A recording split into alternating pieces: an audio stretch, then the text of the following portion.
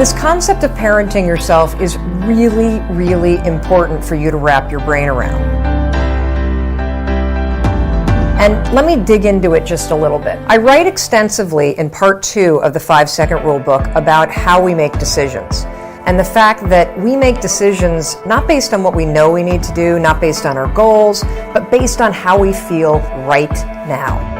It's your feelings that make the decision for you. It's one of the reasons why parents are so important for kids, because if we let it up to kids to do whatever they felt like doing, they'd never go to school, they'd never do their homework, they'd never use their manners, they'd never learn to eat correctly.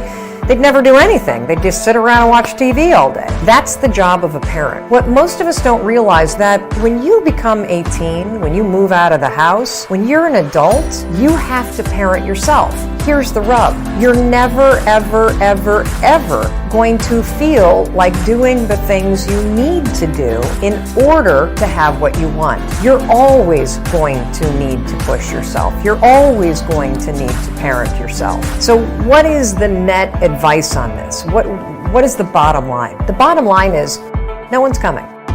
No one.